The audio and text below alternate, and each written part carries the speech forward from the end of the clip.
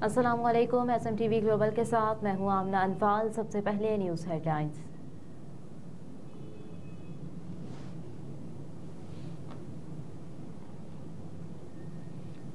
अनवारुल हक काकड़ की निगरान वज़ीर आला खैबर पख्तूनख्वा को ओहदा संभालने पर मुबारकबाद। मुलाकात के दौरान वज़ीर आज़म अनवारुल हक काकड़ ने जस्टिस रिटायर्ड अरशद हुसैन को ओहदा संभालने पर मुबारकबाद पेश की और नेक ख्वाहिशात का इजहार किया। इस मौके पर सूबा खैबर पख्तूनख्वा के इंतजामी उमूर, अमन व अमान की सूरत हाल और स्मगलिंग की रोकथाम पर भी बातचीत हुई।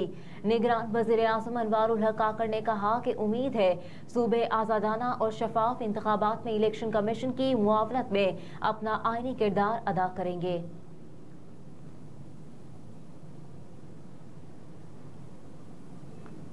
Chairman Pakistan peoples party Bilawal Bhutto Zardari कहते हैं कि नून लीग सहारा ना ढूंढे, अपने बिलबूते पर सियासत करे।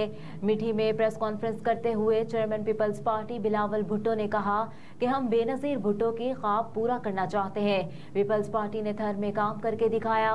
हम शहीद जुल्फ़िकार और बीबी शहीद के वादे निभा रहे हैं। बिलावल भुट्टो ने कहा कि हमारे हवाले से प्रोपोगेंडा किया जा रहा है। थर में काम करके पीपल्स पार्टी के खिलाफ प्रोपोगेंडे का जवाब दे दिया। थर कोल मंसूबा हमारी कारकर्दगी का सबूत है। गुर्बत बेरोजगारी के मसाइल से इनकार नहीं कर सकते, ताहम थर में बच्चों की शरह अमवात में कमी आई। ये आदाद-ओ-शुमार मेरे नहीं बल्कि आलमी इदारों के मुताबिक है। पीपल्स पार्टी ने यहाँ माँ और बच्चों के लिए प्रोग्राम शुरू किया है। चेयरमैन पीपल्स पार्टी ने कहा कि थर समेत मुख्तलिफ शहरों में मजीद काम की जरूरत है। रोटी, कपड़ा और मकान का वादा हमने पूरा करना है। आइंदा हुकूमत बनी तो तरक्की के सफर को आगे लेकर जाएंगे। थर से कराची तक रेलवे लाइन बनाई है। रेलवे लाइन से थरकोल को मार्केट तक पहुंचाया जाएगा। चाहते हैं कि थर के अवाम का सफर आरामदेह हो। बिलावल भुट्टो ने कहा आइंदा 5 साल भी थर में तरक्की का सफर जारी रहेगा। इलेक्शन के दौरान थर नहीं आऊंगा, अवाम ने मेरा नुमाइंदा बनना है और थर को जितवाना है।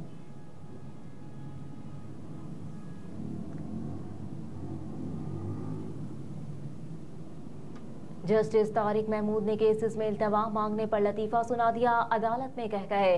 अदालत आलिया में एक केस के दौरान मुल्जिम की सजा के खिलाफ अपील की समाअत के दौरान वकील ने इल्तवा की इस्तदा की। जस्टिस तारिक महमूद जहांगीरी ने कहा कि आप दलाइल दें और केस को खत्म कर दें।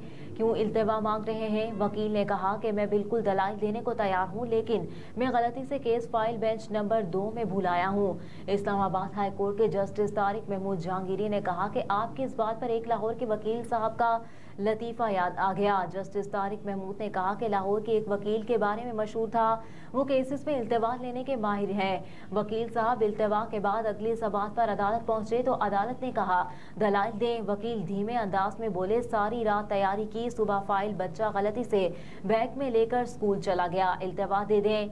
जस्टिस तारिक महमूद जहांगीरी के लतीफे पर कमरा अदालत में कहकहे लग गए।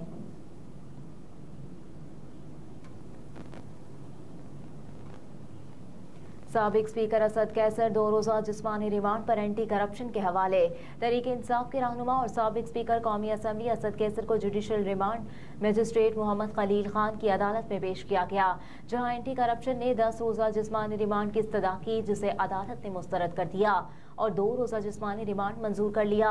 असद कैसर को गुज़िश्ता शब इस्लामाबाद से सवाबी मुंतकिल किया गया था।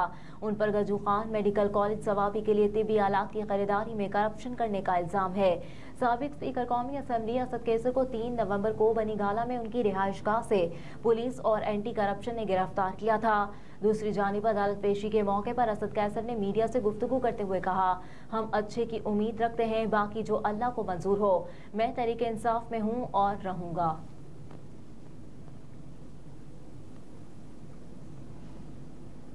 साबिक रुकने कौमी असम्बली अली वजीर एक बार फिर गिरफ्तार। पुलिस ने कहा कि अली वजीर को बलूचिस्तान से केपी में दाखिल होने के बाद दर जिंदा के करीब दराबंद पुलिस ने गिरफ्तार किया। पुलिस ने बताया है कि अली वजीर पर इदारों के खिलाफ तकारीर और नुक्से अमन के मुकदमात दर्ज हैं।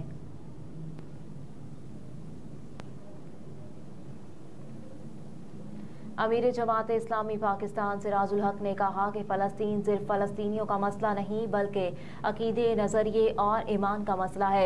लाहौर में तकरीब से खिताब करते हुए सिराजुल हक ने कहा कि फ़लस्तीनियों की कामयाबी पूरी उम्मत की कामयाबी है। फ़लस्तीनियों की शिकस्त यहूदियों और सहूनी की कामयाबी होगी। ये लड़ाई जहाद मस्जिद अक्सा कुरान की हिफाजत के लिए है। गुज़िश्ता 37 दिनों में 11,000 से ज़्यादा मुसलमान शहीद हो गए। कहा कि इसराइल फ़लस्तीन पर फास्फोरस बम बरसा रहा है। फ़लस्तीनियों को दफनाते वक्त कफन नहीं मिलता। आलम इस्लाम में खामोशी है। हमारा ख्याल था OIC इजलास में दुश्मन को सख्त पैगाम दिया जाएगा, दुश्मन का इक्तिसादी बायकॉट किया जाएगा। अफसोस है हुक्मरानों ने कोई ऐसा इकदाम नहीं उठाया। सिराजुल हक ने कहा कि क्या तमाशाई बनकर हम अपने ईमान, इस्लाम और कलमे का हक अदा कर सकते हैं? यही बच्चे और बच्चियां क़यामत के दिन हमारे गिरेबानों पर हाथ डालेंगे। हमारे मुस्लिम हुक्मरानों को भी गजा जाना चाहिए था लेकिन नहीं गए। अमीर जमात इस्लामी पाकिस्तान ने कहा कि हमने मुल्क में उम्मत को बेदार करने के लिए मुहिम शुरू की है। मैं ईरान, तुर्की, कतर गया मगर मिलकर फैसला किया कि इस्लाम और उम्मत की खातिर जीना है।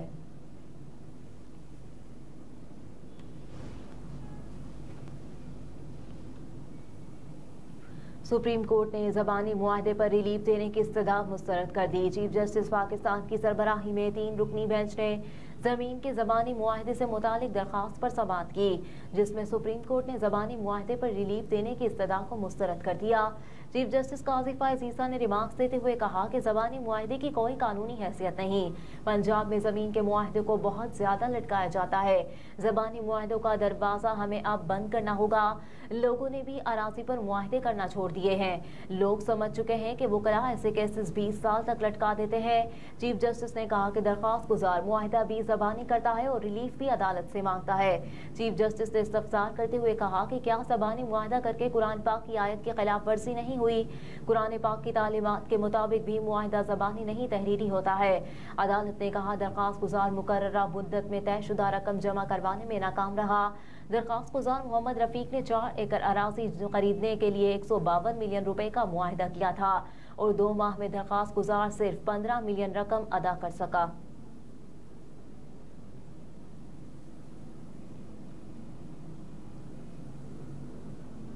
पाकिस्तान पीपल्स पार्टी के शरीक चेयरमैन और साबिक सदर आसिफ अली जरदारी ने कहा कि हमारे खिलाफ माजी में भी इत्तेहाद बने लेकिन उनकी कोई परवाह नहीं। साबिक सदर आसिफ अली जरदारी ने अपने हालिया बयान में थर के अवाम से इज़हार तशक्कुर किया और थर में अजीम शान जलसे के इनेकाद पर जियालों को खराजी तहसीन पेश करते हुए कहा कि बिलावल भुट्टो का शानदार इस्तकबाल करके थर के अवाम ने अपना फैसला सुना दिया।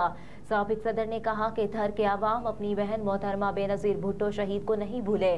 कुछ लोग इक़्तिदार के लिए इत्तेहादी बनाते हैं लेकिन हमारे लिए अवाम ही काफ़ी है।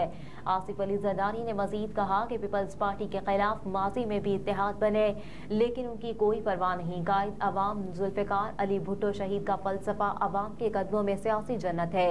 हमारे लिए मशअल राह है। आम इंतखाबात में पीपल्स पार्टी कराची से KP तक कामयाबी हासिल करेगी।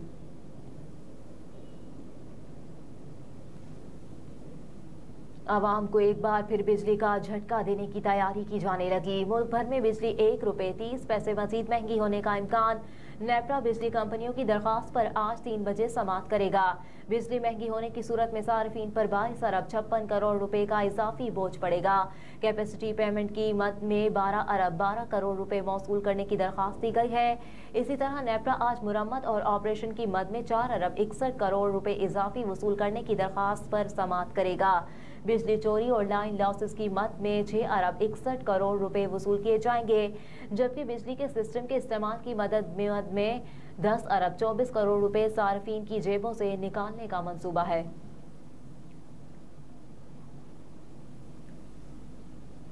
और चीन की गजा के अल-शिफा अस्पताल पर इसराइली बमबारी की शदीद मज़म्मत।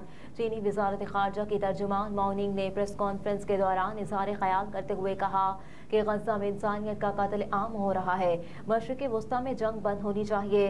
इसराइली फ़ौज ने अल-शिफा अस्पताल के दूर दरवाज़ों के सामने टैंक खड़े कर दिए हैं, जिसकी वजह से गजा का सबसे बड़ा अस्पताल अमली तौर पर गैर फ़ाल हो गया।